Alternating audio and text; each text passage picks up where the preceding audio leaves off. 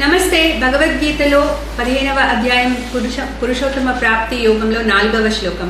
తతః పదం తత్పరిమార్గితవ్యం యస్మిన్ గతాన నివర్తంతి భూయః తమేవ చాద్యం పురుషం ప్రపద్యే యతః ప్రవృత్తిః ప్రసృతా పురాణి. భగవానుడు ఈ సంసార వృక్షాన్ని అశ్వత్థ వృక్షంతో పోల్చారు. దీని యొక్క స్వరూపము ఇందులో ఉన్న జీవులకి సంసారంలో ఉన్న జీవులు అర్థం చేసుకోలేకపోతున్నారు.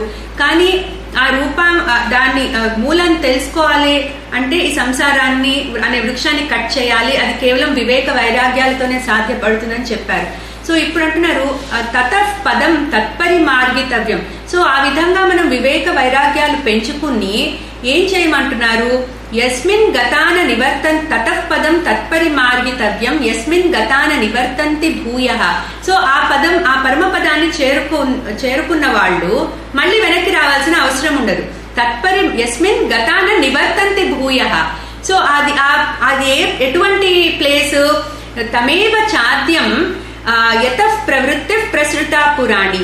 సో ఈ ఆది ఎక్కడి నుంచి అయితే ఈ సమస్త సృష్టి కూడా వచ్చిందో సమస్త సృష్టికి కూడా అదే ఆది స్థానము.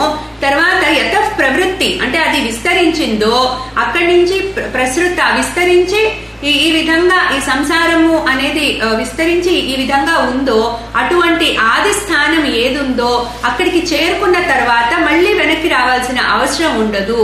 సో అక్కడికి వెళ్ళాలంటే ఫస్ట్ ఈ సంసారం యొక్క స్వరూపం తెలుసుకోవాలి, వివేక వైరాగ్యాలు పెంచుకోవాలి. తర్వాత ఏమంటున్నారు? పురుషం ప్రపద్యే.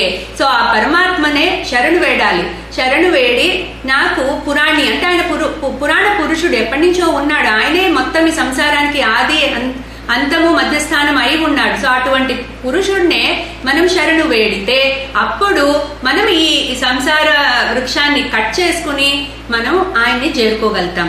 సో భగవానుడు మళ్ళీ ఇక్కడ భక్తినే తీసుకొస్తున్నారు. సో వివేక వైరాగ్యాలు పెంచుకుని ఆయనకి సరెండర్ అయితే ఆయనే ఈ సంసారం యొక్క రూపాన్ని మనకి చూపించి ఆయన దగ్గరికి తీసుకెళ్ళడానికి హెల్ప్ చేస్తారు. క్లీం కృష్ణాయ నమః.